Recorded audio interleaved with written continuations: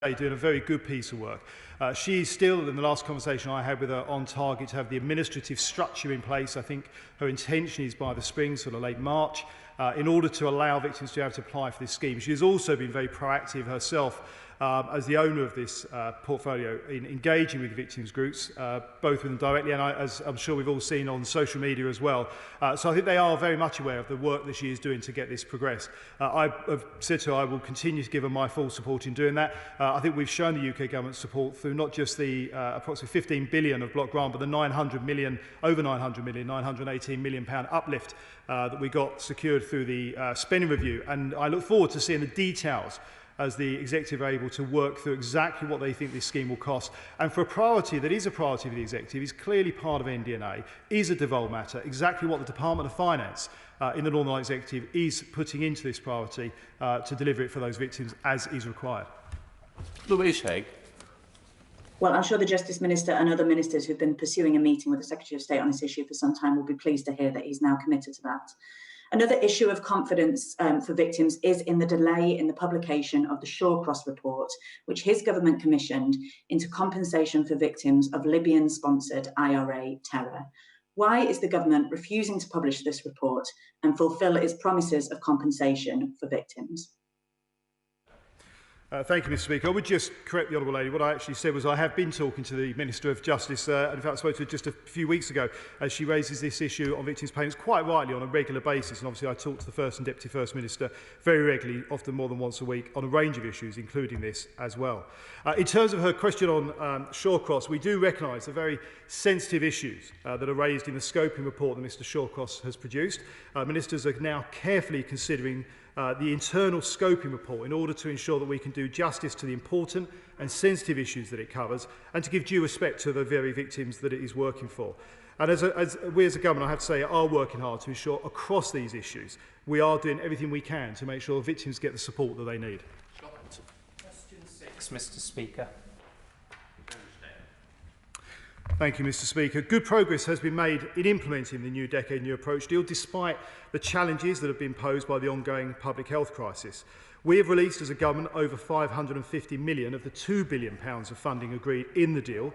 That has delivered already multiple commitments over the last year, including appointing a Veterans Commissioner, launching the Shared History Fund as part of our programme to mark the centenary of Northern Ireland, and establishing the governance structures that underpin NDNA. Scott Benton. Thank you, Mr. Speaker. Last January, the government made a commitment in the New Decade New Approach agreement to introduce legislation within 100 days to address legacy issues. The current delays in bringing forward proposals are understandably causing concern among those veterans who served in Northern Ireland and are rightly anxious to bring an end to the vexatious prosecutions of former British servicemen. Can my right honourable friend confirm that the government is indeed still committed to bringing forward legacy proposals despite the inevitable delays as a consequence of the current pandemic? Absolutely. We will bring forward legislation to address the legacy of the Troubles in a way that focuses on reconciliation, delivers for victims and ends that cycle of investigations which isn't working for anybody, and ending unwarranted vexatious claims against former British soldiers. These proposals will deliver on our commitment to Northern Ireland veterans. We will provide a fair, balanced and proportionate system for all those who have been affected by events of the past. And as my honourable friend rightly says, progress on this, as I say, like other priorities, has been affected by COVID-19. But we are now moving forward, and we intend to move forward as quickly as we can, ensuring that we're working across all communities. Let's head over to Northern Ireland with the first of two questions from Sir Geoffrey Donaldson. Sir Geoffrey. Mr. Speaker, I would echo the comments of the Secretary of State in relation to the former Secretary of State and my constituency colleague Edwin Poots, and our thoughts and prayers are with both of them. Paragraph 11 of Annex A of the New Decade New Approach document commits the UK government to negotiating flexible arrangements for trade between Great Britain and Northern Ireland under the Northern Ireland Protocol. And yet that has not happened, Mr. Speaker. And we've seen over the first few weeks of January the difficulty, the enormous difficulty that the protocol is causing for consumers and businesses alike in Northern Ireland. What is the Secretary of State going to do to resolve this problem? Thank you, Mr Speaker. The Right Honourable Gentleman and I share a strong desire to ensure that we keep trade flowing as smoothly as possible, with unfettered access, as we promised, for Northern Ireland businesses, which we have delivered, but also ensure that we've got that smooth flow for Great Britain into Northern Ireland as well. And we're working closely, and I will continue to work closely with him and his colleagues in the Northern Ireland Executive as well to do so. I think it is important that we don't overstate some of the issues. That doesn't mean that there aren't issues. I appreciate there have been challenges. The grace periods, though, are working well. Goods are moving, and we are working closely with traders as they adapt, particularly here in Great Britain. Our focus is on taking this work forward to ensure that we can deal with the issues here permanently, continuing to take a pragmatic and a proportionate approach in maintaining Northern Ireland's integral place in the UK internal market. And he's quite right, as the Prime Minister rightly said last week, if we need to, we will not resist using Article 16 if it is appropriate and right to do so. Going back to Sir Geoffrey Donaldson. Thank you, Mr Speaker. And I support the comments that have been made by others earlier in this question time about the need for the UK government to work with the executive to deliver the payment scheme for victims. But there is another aspect of New Decade, new approach that requires government commitment, and that is the full implementation of the Armed Forces Covenant in Northern Ireland. Will the Secretary of State assure me that when the Armed Forces Bill comes forward soon in Parliament, that Northern Ireland will be treated on exactly the same basis as the rest of the United Kingdom, with full implementation of the Armed Forces Covenant in Northern Ireland? Yes. Further strengthening of the Armed Forces Covenant in law is both an NDNA commitment and a manifesto commitment for the government, and we are determined to deliver on that. He's quite right. The Ministry of Defence is working closely with my department and the devolved administrations to draft legislation that will ensure no former member of the UK Armed Forces is disadvantaged as a result of their service, and we are determined to deliver for the whole of the UK. We have a substantive question to the Secretary of State. Thank you, Mr Speaker. And with permission, I will answer questions 9 and 10 together. A pragmatic and proportionate approach has been taken to implementing the Northern Ireland Protocol, protecting unfettered access for the whole of the UK market for Northern Ireland businesses, supporting businesses to adapt to new requirements, delivering the additional flexibilities and ensuring the protocol's operation reflects Northern Ireland's unique circumstances. Goods do continue to flow effectively and in normal volumes between Great Britain and Northern Ireland. Initial issues, which I accept that there have been, are being addressed in consultation with businesses, and that work in itself will continue. We recognise the importance of a strong economy and strong social as well as economic links for Northern Ireland with the whole of Great Britain as part of the United Kingdom, and we need to ensure that they are impacted as little as possible on everyday lives, and the protocol itself sets out that very fact. Let's head up to York to Rachel Maskell. Rachel Maskell. Thank you, Mr Speaker, but it isn't working. The Northern Ireland Secretary has denied a border, the Prime Minister has denied border checks, yet the queues and chaos confirm both with new customs declarations and rules of origin, while businesses have had insufficient preparation time and insufficient support. So can the Secretary of State categorically say when, that means what date, there will be seamless movement of goods across the border, as I fear many in the supply chain will not withstand more chaos? I'm not quite sure exactly what the Honourable Lady is referring to, because actually what she's described is not what's happening in Northern Ireland. The queues is not the issue. There have been reports of empty shelves, which is absolutely true. I've had Welsh ministers in meetings talk about the empty shelves in Wales that we all saw, partly as a result of the challenges that we saw at Dover and the Dover Straits just before Christmas due to COVID. There are some issues. There have been issues for parcels and parcel deliveries because the guidance, I fully accept, and I've outlined this, was published on the 31st of December, but it's not actually what the Honourable Lady outlined. And it is important that we work pragmatically and sensibly, looking at where the issues are to make sure that we find a way through these, working with business, so we get a permanent resolution that the protocol can work and deliver that smooth, free flow of trade that we all want to see and is important for Northern Ireland. Let's head down to Bristol with Curry McCarthy. Curry McCarthy. Thank you, Mr Speaker. It sounds to me like the Secretary of State has not been listening to the Road Haulage Association, who've warned that supply chains to Northern Ireland are close to collapse because of the problems with the new processes at the borders. As he says, there have been scenes in Belfast of empty shelves in supermarkets, but there's also been reports of hauliers losing huge amounts of money because lorries are having to return to Northern Ireland empty. So will the government listen to the Northern Ireland logistics sector and take urgent action to address this? Well, as I said in my previous answer, actually, we are working with industry around some of the issues that they are facing. There are a range of different things. The issue that the Honourable Lady just referred to in terms of vehicles moving from Great Britain back into Northern Ireland is an issue about ensuring that Great Britain businesses are engaged with, and I would encourage businesses to engage with the Trader Support Service, which companies who have used that have found really good, easy way of free flow of goods. It's why supermarkets are able to get that good flow of products through. Companies like Marks & Spencer have seen a really good flow through, and I would encourage companies to sign up to that, which is a government-supported and paid-for scheme. We now head up to Scotland with the SNP spokesperson, Kirstin Oswald. Kirstin Oswald. Thank you, Mr. Speaker. The Chancellor of the Duchy of Lancaster told me last week that there is an issue with groupage, but at the same time he said lorries were able to get into Northern Ireland without let or hindrance. And obviously these statements can't both be right. The experience of Northern Ireland hauliers will feel very familiar to Scottish hauliers and exporters. James Withers, Chief Executive of Scotland Food and Drink, has referred to crippling red tape. So it's clear this UK government is simply not on top of the Brexit problems at border crossings. How will the Secretary of State resolve groupage issues and the disruption which is causing such difficulty for businesses and consumers? Well, as I said to the Honourable Lady, we've had, in previous questions, we've had a range of issues that have come together at the same time. Companies who have made commercial decisions before the deal was secured, before even the protocol was agreed before Christmas, let alone the guidance notes on parcels, and of course the COVID challenges we had. We've had a few issues come together in early January at the same time. On all of those issues, including ensuring that Great Britain businesses are signed up to the Trader Support Scheme and the Movement Advice Scheme. We are in Great Britain to ensure they understand that ability to flow product into Northern Ireland. We are working through that with businesses. But I think all of those businesses and people will continue to ensure and support the fact that the government secured a good deal with the EU. It's just a shame that the Scottish Nationalists decided to vote against it and effectively wanted to see no deal that would have seen real chaos both across Northern Ireland and Scotland.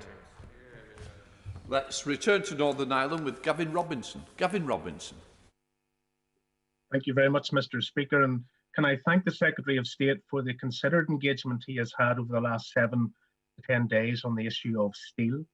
The Secretary of State knows just how important aerospace is, not only to my constituency of East Belfast, but to the Northern Ireland economy as a whole, with £1.9 billion worth of activity each year.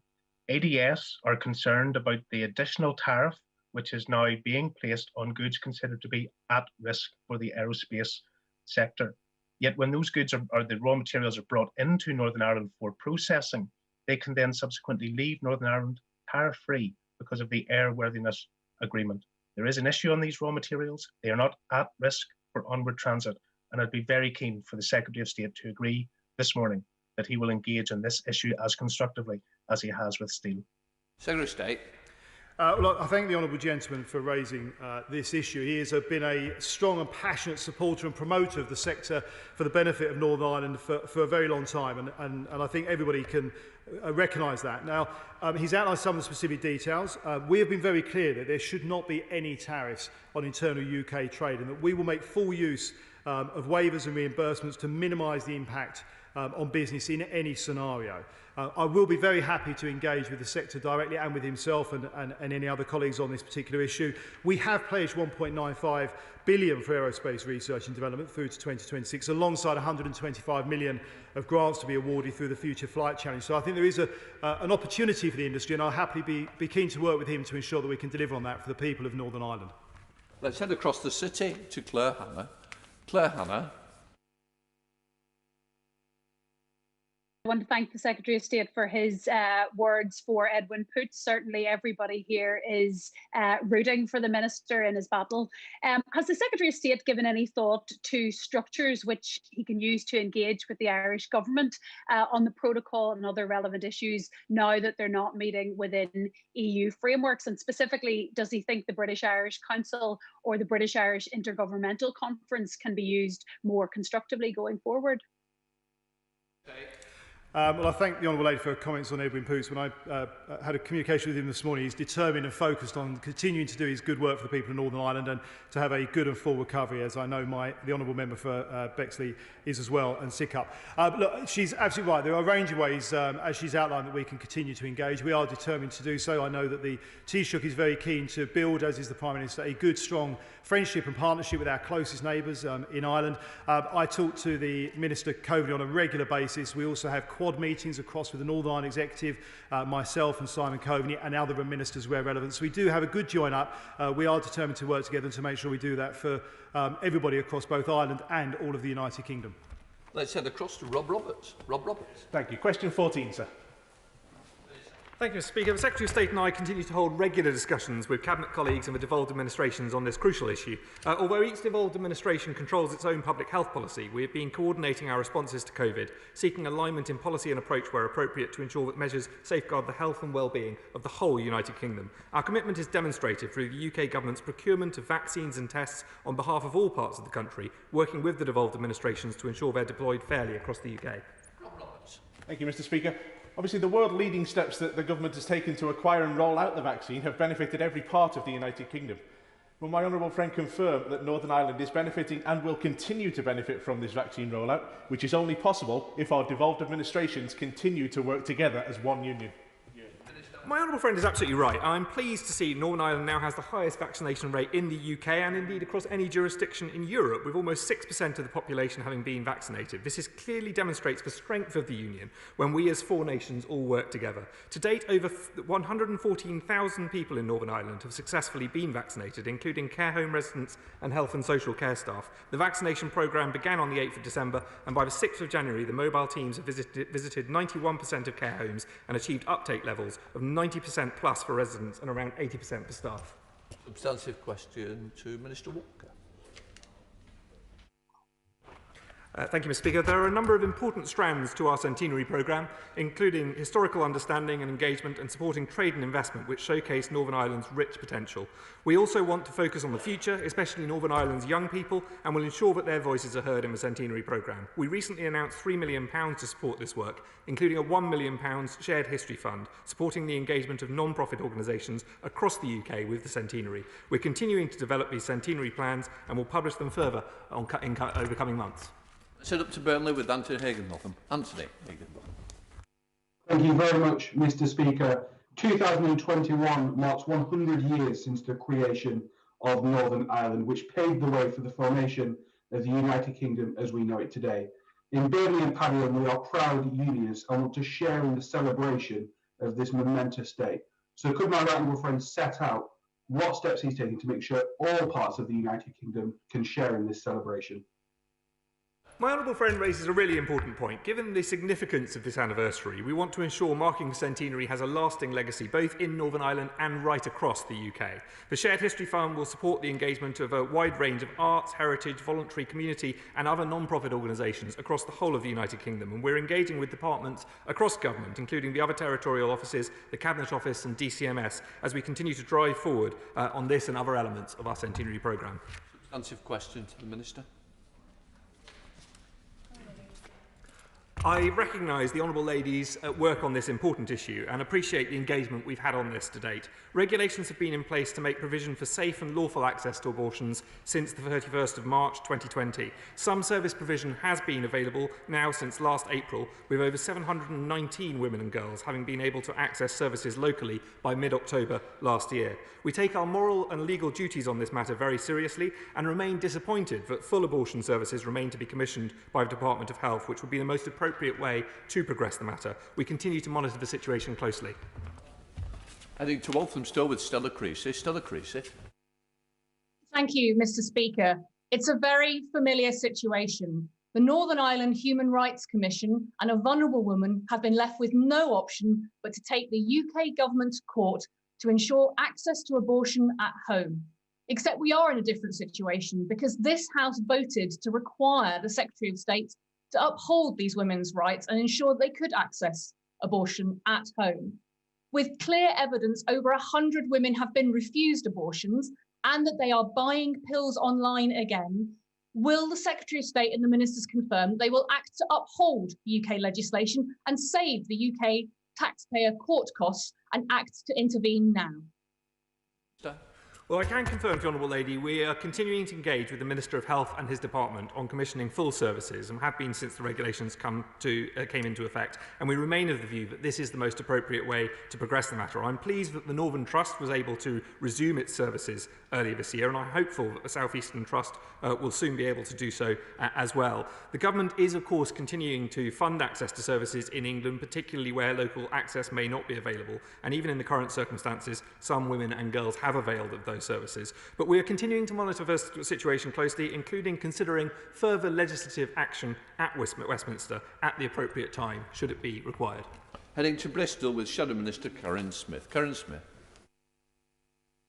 Thank you, Mr. Speaker. Members across this House and indeed the country will be shocked that women are still not able to fully access services, that these services are still not being commissioned, and it is unconscionable that women are travelling against government advice in a pandemic because of a lack of service. Now, I hear what the Minister has said. I welcome his work on this issue. But as my honourable friend Walthamstow has said, we seem to be back here again. Every day is a tragedy for women in Northern Ireland who are having to travel. So can the Minister expand on his comments? What will he consider doing? And crucially, how soon will he act? Well, I recognise the strength of feeling behind what the Honourable Lady says, and it is the right of women and girls in Northern Ireland to access healthcare, including high-quality abortion care in the full range of circumstances set out in regulations. And I believe, as I think she does, that those rights should be the same across the United Kingdom. We are continuing to engage with the Minister of the Health and the Executive on this, and we do believe that this is best progressed by the Executive. But I reiterate my comment that we will closely monitor the situation, and we will absolutely consider whether further legislation is required by this House. Letting go to Northern Ireland with Stephen Farry. Stephen Farry. Thank you, Mr. Speaker. I'm grateful to the Minister for his recent correspondence on this issue. There is considerable support in Northern Ireland for the change in the law, but unfortunately political games are being played. Whilst better that there is local action, can the Minister confirm that he will not let this issue slip on indefinitely, and he will act within a matter of months if there's no action taken by the Northern Ireland Executive?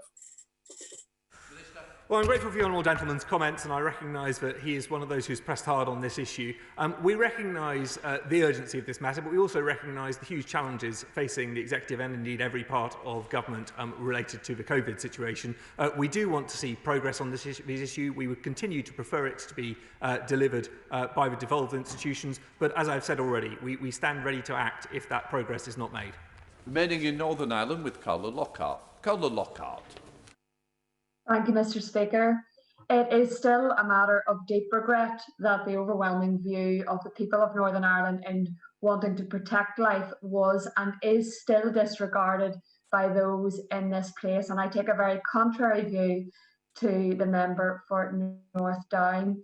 Is the Minister concerned that in implementing in the government's terms adequate abortion provision in Northern Ireland under the current terms of Northern Ireland's abortion regulations, sex-selective abortion is permitted, as it permits abortion for any reason up to 12 weeks, within which time it is possible to determine the sex of the fetus, and what measures he will take to address this matter of deep concern? Well, I recognise the Honourable Lady has taken a consistent and firm position on this issue, and the Government does take this issue very seriously. This is about protecting the rights of women and girls, and the regulations in Northern Ireland, as you will recognise, do not make any reference to sex-selective abortion, and they follow the same approach as the rest of the UK on this issue. The Government publishes an annual analysis on the male-to-female birth ratio for England and Wales to see if there is any evidence of this issue arising. The latest reports show no evidence to indicate that this is an issue in England and Wales. We will continue to report on sex birth ratio and will work with the Northern Ireland Statistics and Research Agency to consider including Northern Ireland in this analysis in future years. But in the meantime, we will continue to monitor the implementation of the regulations and urge the Executive to move forward with commissioning. Order. Before I call the Prime Minister, may I express on behalf of the House the best wishes to President Biden and Vice President Harris on this, the inauguration day. We now come to questions to the Prime Minister.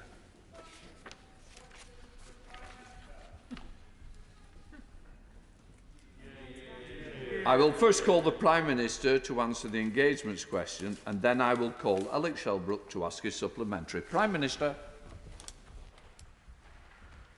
Mr. Speaker, I know members from across the House will want to join me and echo you in congratulating President-elect Biden on his inauguration later today. As I said when I spoke with him on his election as President, I look forward to working with him and with his new administration, strengthening the partnership between our countries and working on our shared priorities, from tackling climate change, building back better from the pandemic, and strengthening our transatlantic security. Mr. Speaker, our sympathies also go out to those affected by the latest floods, and I want to thank the Environment Agency and our emergency services for the work they're doing to support these communities, and I'll be chairing a COBRA meeting later on to coordinate the national response. Mr. Speaker, this morning I had meetings with ministerial colleagues and others, and in addition to my duties in this House, I'll have further such meetings later today. Right, let's head up to Yorkshire with Alex Shelbrooke. Alex Shelbrooke. Thank you, Mr. Speaker, and may I start by fully associating myself with all of the Prime Minister's opening comments. Mr. Speaker, will the Prime Minister join me in welcoming the fact that free school meal pupils in Elmet and Rothwell will continue to receive free lunches over the forthcoming school holidays, thanks to the Winter Grant Fund provided to Leeds City Council by this government? Yes, indeed, Mr. Speaker. I can confirm that eligible pupils in Leeds will continue to receive free school meal support over the February half-term, and this Conservative government has given over £2 million to Leeds City Council through the COVID Winter Grant Scheme to support vulnerable families in the coldest months, and it is the intention of this government, this side of the House, that no child should go hungry this winter as a result of the COVID pandemic. Let's come to the Leader of the Opposition, Right Honourable Keir Starmer. Thank you, Mr. Speaker. Can I also welcome the inauguration of President Biden and Vice President Harris? It's a victory for hope over hate and a real moment for optimism in the US and around the world. Can I also thank all of those on the front line helping to deliver the vaccine, including the NHS, who are also doing so much to keep us safe under the most extraordinary pressure. Mr. Speaker, it's 10 days since the Home Office mistakenly deleted hundreds of thousands of vital criminal records, including fingerprints, crime scene data and DNA records. So can the Prime Minister tell the House how many criminal investigations could have been damaged by this mistake? Well, Mr. Speaker, the Home Office is actively working to assess the damage, and as the Right Honourable Gentleman will know from the urgent question that was held in the House only a few days ago, they believe that they will be able to rectify the results of this complex incident, and they hope very much that they'll be able to restore the data in question. Keir Starmer. Mr. Speaker, that's not an answer to my question. And it was the most basic of questions. It was the first question that any Prime Minister would have asked of those briefing him. How many criminal investigations have been damaged? So let me ask the second basic question that any Prime Minister would have asked those briefing him. How many convicted criminals have had their records wrongly deleted? I answered the first question entirely accurately, Mr. Speaker, because we don't know how many cases might be frustrated as a result of what has happened, but I can tell him that 213,000 offence records, 175,000 arrest records and 15,000 person records are currently being investigated because they are the subject of this problem. Keir Starmer. Mr. Speaker, I have a letter here from the National Police Chiefs Council. It makes it clear that 403,000 records from the Police National Computer may have been deleted. In addition to that, Prime Minister, this is from the National Police Chiefs Council. I'm sure has been briefed on this. In addition to that, 26,000 DNA records from the DNA database and 30,000 fingerprint records from the fingerprints database. So this isn't just a technical issue. It's about criminals not being caught and victims not getting justice. This letter makes clear that it includes data from criminals convicted of serious offences. It has impacted live police investigations already, and it includes records, including DNA, marked for indefinite retention following the conviction for serious offences. Mr. Speaker, that's the most serious offences. That's why it's indefinite retention. It's been deleted. So is the Prime Minister seriously telling us that 10 days after this incident came to light, he still hasn't got to the bottom of the basic questions, and he can't tell us how many cases have been lost, how many serious offenders this concerns, and how many police investigations have been investigated?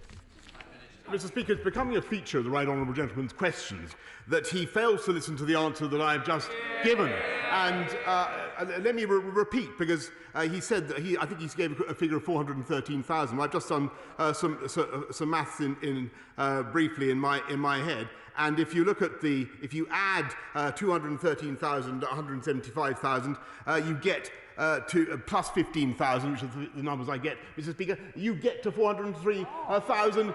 If only he'd bothered to do that essential, that swift computation in his head, he would have had the answer before he stood up and claimed not to receive it. It was there in the previous answer, Mr. Speaker. Of course, it is outrageous that any data should have been lost, but at the moment we are trying, as I said in my first answer, Mr. Speaker, we're trying, which I hope he heard, we're trying to retrieve that data. The Prime Minister complains about not listening to answers. The figure I quoted was 403,000. That'll be in Hansard. So, Prime Minister, that was the figure, plus the 26,000, plus, I said 403,000, plus 26,000, plus 30,000. Let me try the next most simple question, Prime Minister, that you would have asked of anyone briefing. How long will it take for all the wrongly deleted records to be reinstated to the police database? Prime Minister. Well, Mr. Speaker, that will depend on how long it takes to recover them. I can tell them that people are working round the clock, having been briefed on this both by my staff and also, of course, by the policing minister. We're working round the clock on this issue. And any loss of data is, of course, unacceptable. But it is this government, thanks to the robust, the strong economy that we've had for the last few years, that we've been able to invest massively in policing and to drive crime down. And that is the most important thing of all, Mr. Speaker. And I have no doubt that we will be able to continue to do that by relying on excellent data. Yes, Starmer. Mr. Speaker, the Home Secretary said that the Home Office was still washing through the data. We don't know where the records are, and they may have to be, if you can believe this, re-entered manually, which will obviously take a long, long time. The letter from the National Police Chiefs Council also makes clear that the obvious place to reinstate from, which is the DNA database or the fingerprint database, have themselves also been compromised, and so his answers need to be seen in that light. Mr. Speaker, let me turn to another of the Home Secretary's responsibilities. Last night, the Home Secretary told a Conservative Party event that, and these were her words, on should we have closed our borders earlier, the answer is yes. I was an advocate, says the Home Secretary, of closing them last March. Why did the Prime Minister overrule the Home Secretary? Mr. Speaker, I think it was last March that the Right Honourable Gentleman, along with many others, was actually saying that we didn't need to close borders. But as usual, Captain Hindsight has changed his tune to suit events. We are facing, and it's interesting that his first few questions were about a computer glitch in the Home Office, Mr. Speaker, which we're trying to rectify. We're in the middle of a national pandemic, and this country is facing a very, very grave death toll. And we are doing everything we can to protect the British public, which is, I think, what he would expect. And that's why we've instituted one of the toughest border regimes in the world. That's why we insist that you have to get a test 72 hours before you fly. There must be a passenger locator form, which you have to provide, Mr. Speaker, and then you must quarantine for 10 days or 5 days if you do a second test. And I'm delighted that he now praises the Home Secretary. In fact, a change of tune from the Right Honourable gentleman, and I'm delighted that he's now in favour of tough border controls, because he wasn't last year, Mr. Speaker, and indeed he campaigned for the leadership of the Labour Party on a manifesto to get back to free movement, Mr. Speaker. Mr. Speaker, he talks of hindsight. What the Home Secretary said last night, Prime Minister, it's not disputed. is that she was saying last March, this is not hindsight, she, the Home Secretary, was saying to the Prime Minister, you need to shut your borders. She was saying it. So I repeat the question that the Prime Minister avoided. Why did he overrule the Home Secretary who claims that she said last March that we should shut our borders? Mr. Speaker, we've instituted one of the toughest border regimes in the world, and it was only last March that he, along with many others in his party, were continuing to support an open border approach. And I must say that the whole experience of listening to the right honourable gentleman over the last few months has really been like listening to a weather vane, watching a weather vane spin round and round depending on where the breezes are blowing. And we're getting on, Mr. Speaker, with tackling this pandemic through the most practical means that are available to us, rolling out a vaccine programme that has now inoculated 4.2 million people in our country, and whereas he would have joined the EU scheme, if I seem to remember, he attacked the vaccine task force, which secured the supplies on which we are now relying, and he stood on a manifesto, Mr. Speaker, at the last election to unbundle the very pharmaceutical companies on whose breakthroughs this country is now relying. They continue to look backwards, to play politics, to snipe from the sidelines. We look forwards and get on with the job. Let the weather vane take me up to Aylesbury with Rob Butler. Rob Butler. Thank you, Mr. Speaker. The national rollout of COVID-19 vaccinations is an absolutely tremendous success story.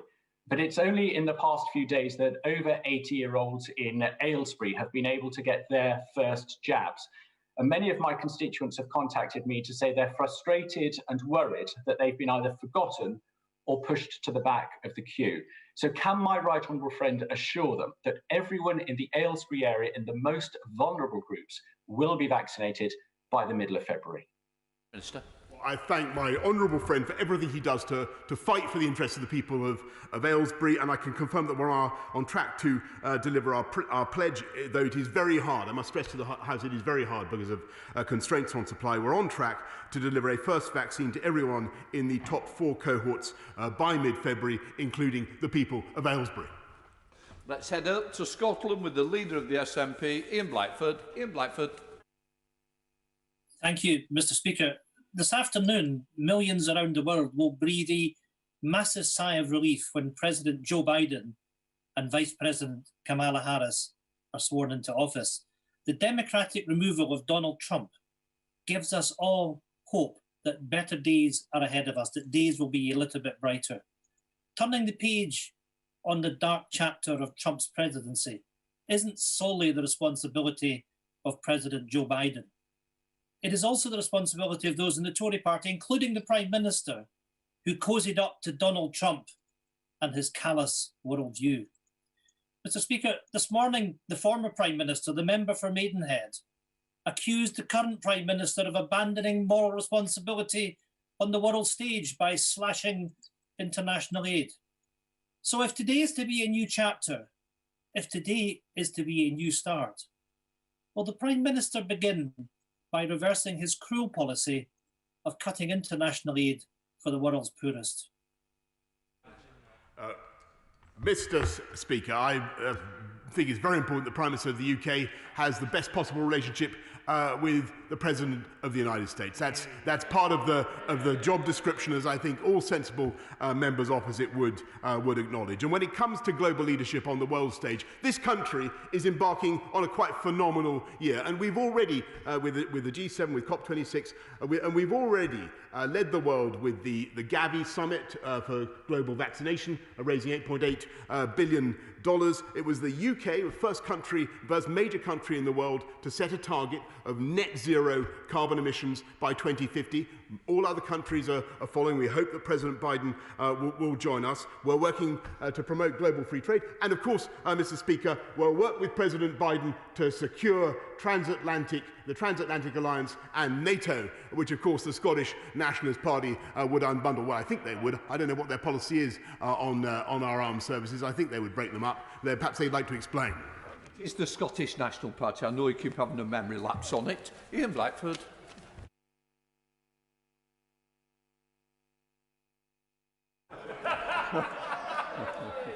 I somehow think we've lost Ian Blackford. We'll come back to him. Nicole Richards. Come.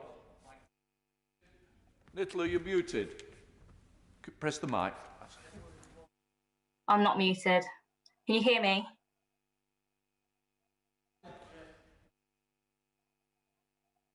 Can you hear me? Yes. Speak. Get the question. The Prime Minister's desperate. Can you hear me? It's not working. We'll now move on. We'll come back. We're now going to move on to Ed Davey. Have we got Ed Davey? Good morning. Good afternoon, Mr. Speaker. Can I add my warmest of welcomes to President Biden and Vice President Harris on their inauguration in Washington today. Mr. Speaker, in answer to my question in July, the Prime Minister promised an independent inquiry into the UK's response to COVID. In the 6 months since, COVID cases have soared, our NHS is on its knees, and 50,000 more people have died. The UK now has one of the highest death rates in the world, higher even than Trump's America. To learn the lessons from what's gone so devastatingly wrong under his leadership, will the Prime Minister commit to launching the inquiry he promised last year, this year?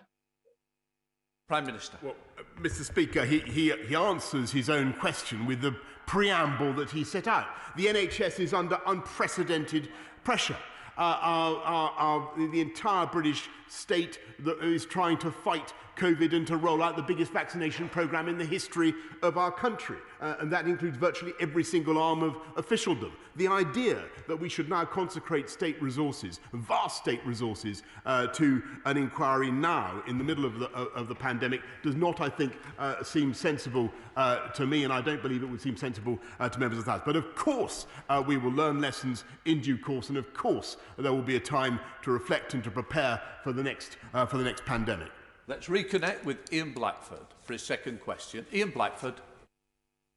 Thank you, Mr. Speaker. And I think people would find the Prime Minister's claims about the UK's global leadership a bit more believable if last night he hadn't ordered his MPs to vote down an amendment to the trade bill that would have stopped trade deals with countries who commit genocide. Mr. Speaker, genocide isn't a matter of history. It is happening in our world right now. The international community has stood idly by as Uyghur Muslim men, women and children are forced into concentration camps in China's Xinjiang province. Yesterday, the outgoing US Secretary of State officially said that genocide was taking place, and the incoming Secretary of State, Antony Blinken, agrees with his view. Is the Prime Minister prepared to follow that lead? Is he prepared to stand up today and clearly state that genocide is being committed against the Uyghur population in China? If he is, will he urgently work with the new Biden administration Prime Minister. in this UN Security Council Prime Minister. so that international pressure can be brought to bear on China? Mr. Speaker, the right honourable gentleman knows very well that the attribution of genocide is a judicial matter, but I can say for myself that I regard what is happening in Xinjiang and what's happening to the Uyghurs as utterly abhorrent, and I know that members on all sides of the House share that view. And I commend to him the excellent statement by my right honourable friend, the Secretary of State for the Foreign Commonwealth and Development Office, very recently on what was happening there and the steps we are taking to protect, to prevent British commercial engagement with goods that are made by forced labour in Xinjiang, and the measures the steps we are taking against what is happening. But what I might ask him, in all sincerity, is what he would propose by way of a Scottish national, or not nationalist, but national foreign policy. Would he break up the Foreign Office? Would he break up the FCDO, which after all has a big branch in East Kilbride? Let us head to West Bromwich again with Nicola Richards. Nicola Richards. Thank you, Mr. Speaker. Next week, we mark Holocaust Memorial Day. Remember the 6 million Jewish men, women and children murdered by the Nazis and pay tribute to the extraordinary survivors.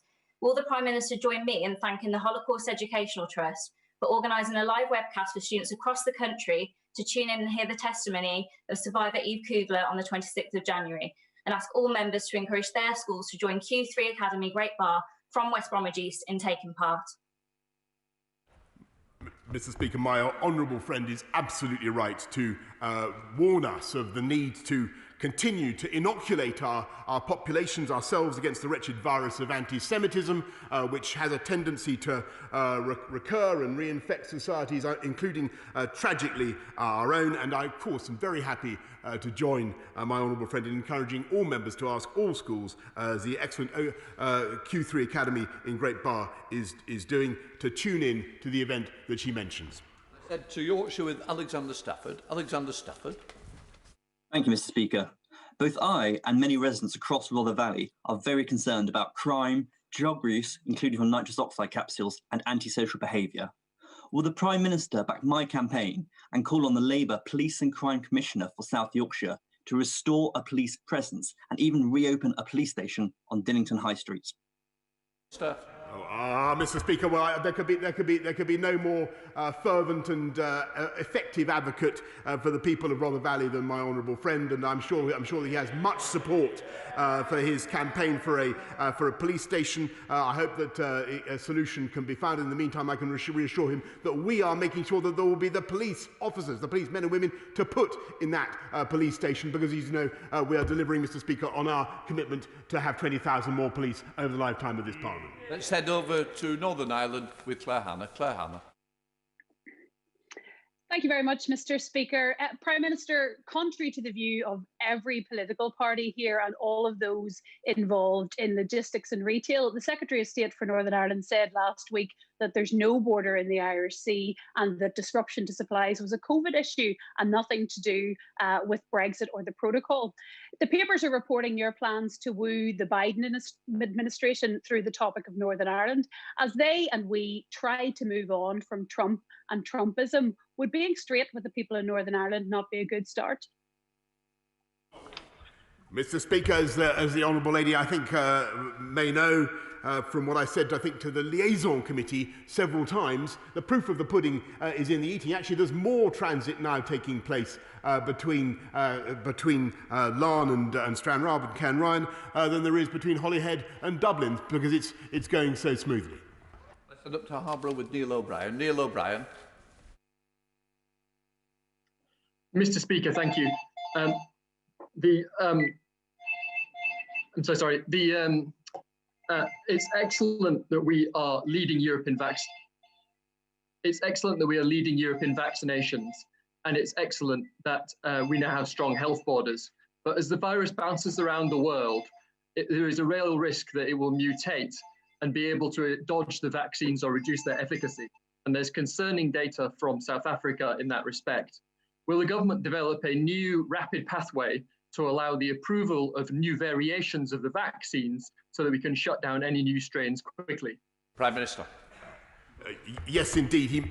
My honourable friend makes an incredibly important point, and we've been talking about that with the scientists over the last days and weeks intensively, just in the last few hours. And we're confident that the MHRA will be in a position to turn around new applications for new variants of vaccines as may be required to deal with new variants of the virus, Mr. Speaker. Let's head up to Lancashire with Rosie Cooper. Rosie Cooper. Thank you very much, Mr. Speaker.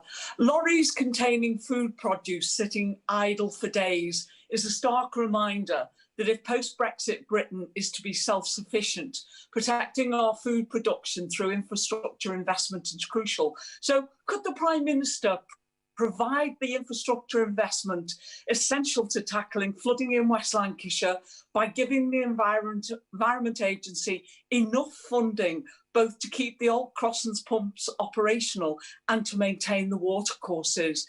This will be vital to ensure that the rich food-producing lands of West Lancashire, essential to the security of food supplies and our local and national economy Prime are Minister. better defended, as well as protecting Prime Minister.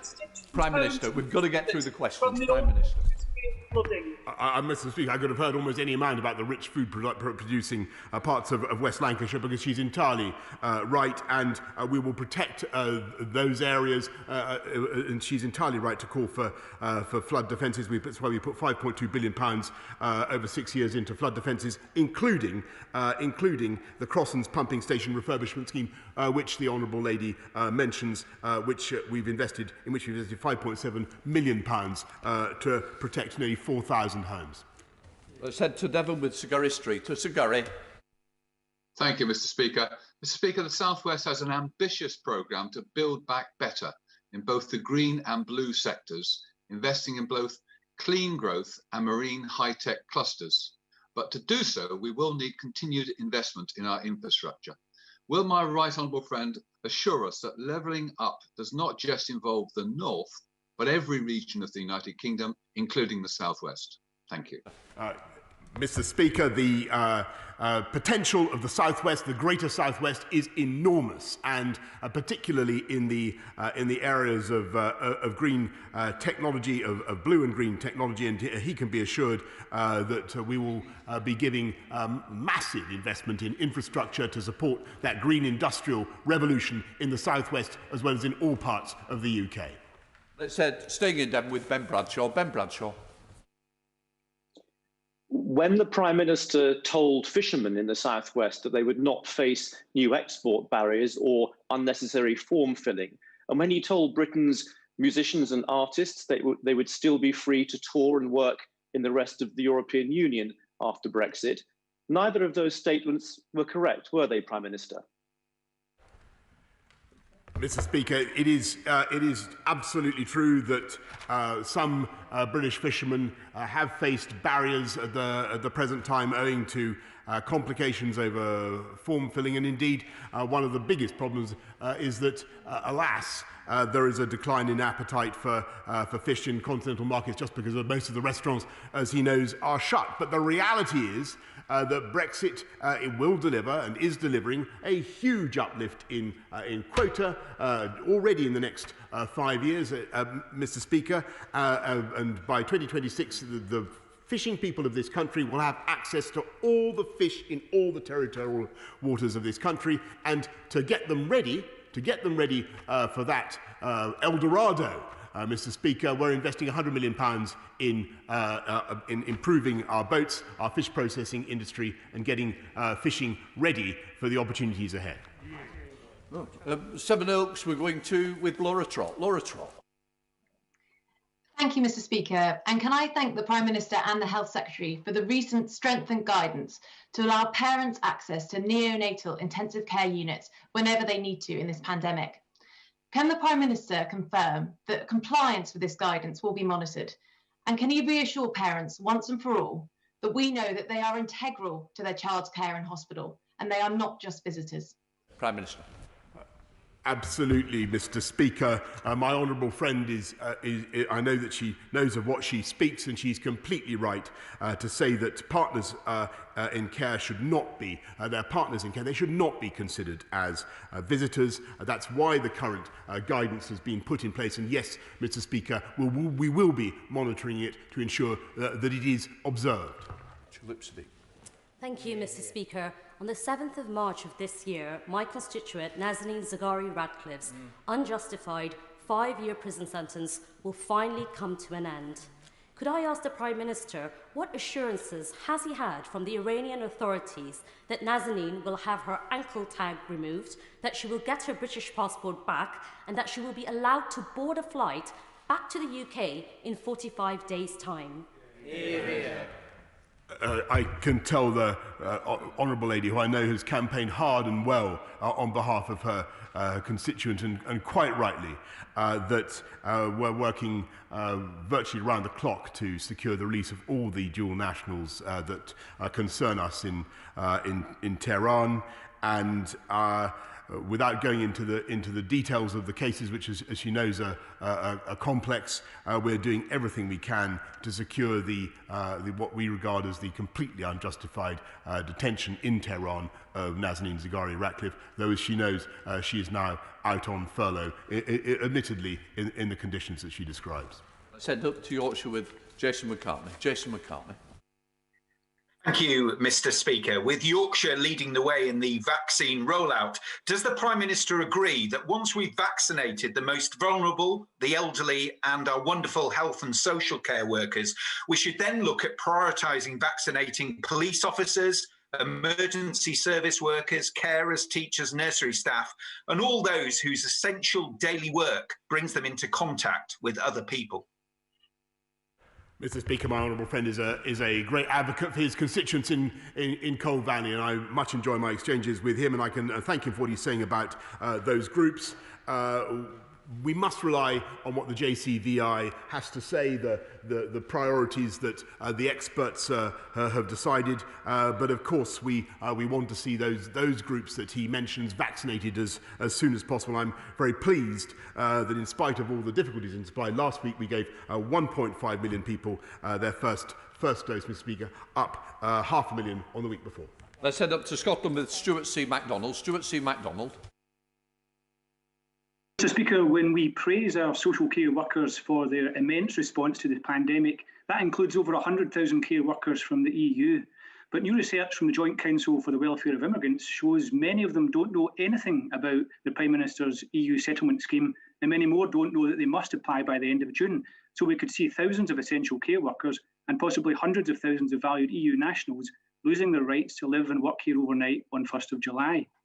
So will the Prime Minister please cancel or postpone the application deadline, or better still, extend the rights of EU nationals in the UK automatically, just as he previously promised to do? Prime Minister. Well, Mr. Speaker, I thank him for what he's done just now to draw attention to the scheme, but I must say that I must disagree with him respectfully about the ignorance in which our wonderful EU nationals have been, because 4 million of them, Mr. Speaker, have successfully applied and been given residence, Mr. Speaker, thanks to the scheme that we've instituted. And it's a great success. We pay tribute to the wonderful EU nationals in our country who do a fantastic job for this country. Let's head up to Northampton with Andrew Lower. Andrew Lower. Thank you very much, Mr. Speaker. For many years, my right honourable friend wrote humorous articles that nevertheless made serious points about individual freedom and the dangers of over-regulation. The Department of Health and Social Care is currently consulting on how to increase regulations on food advertising significantly. Can my right honourable friend reassure me that any implementation of this consultation will be in line with his and my long-held principles? Indeed, Mr. Speaker, and I remain a champion of liberty in all its aspects, but I'm also the living embodiment of the risks of obesity, Mr. Speaker. And there's no question that it is a comorbidity factor in the pandemic, and I think that's something that the people of this country understand, and they understand that it is all of our individual responsibility to do what we can to get healthy, to stay healthy, because that's one of the ways, Mr. Speaker, we can all help protect our NHS. Let's head to Poplar with Apsana Begum. Apsana. Doctors, researchers, experts, campaigners and my constituents, of whom just under two-thirds are from BAME backgrounds, including a large Bangladeshi population, have all observed the COVID-19 pandemic disproportionately affecting BAME communities. The Royal College of GPs have even requested these communities be prioritised for vaccine rollout. Will the Prime Minister finally recognise that this disparity is as a result of structural racism, and can he outline what his government are doing to address this issue? She makes, I don't agree with her last point, but she makes a very important point about the need to reach hard-to-reach groups in society. And that's why it's so important that the vaccine rollout is not just conducted by the NHS and the Army and pharmacists and volunteers, but in coordination with local government at all levels, because it is local government that will know where we need to go, as I'm sure she would understand, to make sure that we reach those groups who we must vaccinate and who may be a little bit vaccine hesitant, as the jargon has it. Well, I sent to Stafford with Theo Clark. Theo Clark. Thank you, Mr. Speaker. Over the last week, there has been yet again very significant flooding in Stafford. Unfortunately, my constituents in Penkridge, Central Stafford and Bishopswood are regularly experiencing the disruption and distress that flooding causes. So will my right honourable friend commit to my campaign to establish a flood control centre in Stafford that residents can call directly, which will provide 24/7 assistance for my constituents affected by flooding? Minister. Every sympathy for the residents of Stafford who've been affected by flooding, as with everybody who's been affected by flooding in the latest bout. And what I can say to my honourable friend is that the Environment Agency is working hand in glove with her local authority and other partners to find a particular solution to the flooding in Sandon Road and Sandyford Brook. Let's head up to Thamesmead with Abena Apong Asari.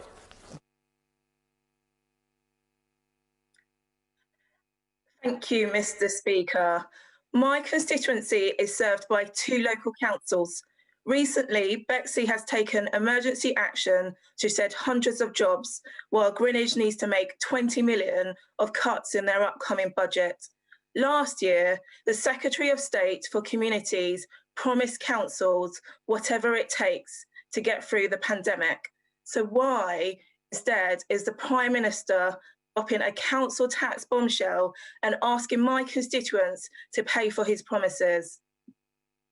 Prime Minister. Mr. Speaker, the last time I looked, Bexley was a Conservative council and Greenwich was Labour, which may explain part of the problem. But the reality is that we're supporting every council. We've supported with £4.6 billion of support for local government so far during the pandemic.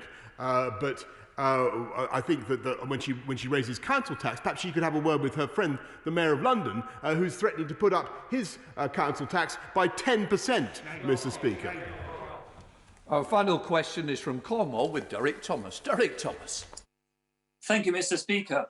The announcement by my right honourable friend, the Prime Minister, that the G7 summit is to take place in Carbis Bay in June presents a tremendous opportunity for my constituency and, of course, the Duchy of Cornwall.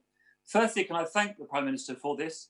And can I ask whether he shares my belief that the G7 summit offers a perfect opportunity to secure a global commitment to embrace and accelerate our ambitious low-carbon industrial revolution?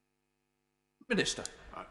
Mr. Speaker, I do indeed, and I believe that the G7 summit in Carbis Bay will not only be an opportunity to bring the world together to tackle COVID, to build back better, to champion global free trade, to combat climate change, but also to showcase that wonderful part of the United Kingdom and all the incredible technological developments happening there. Newquay spaceport, Goonhilly Earth station, and the lithium mining that's going on there show that Cornwall, having led the way. I think the Romans mined tin in Cornwall, didn't they? I have a feeling they did, Mr. Speaker. And indeed the copper mines are at the heart of the UK industrial revolution. What is going on in Cornwall today shows that Cornwall is once again at the heart of the 21st century UK green industrial revolution. I've suspended House for 3 minutes to enable the necessary arrangements for the next business to be made. Order.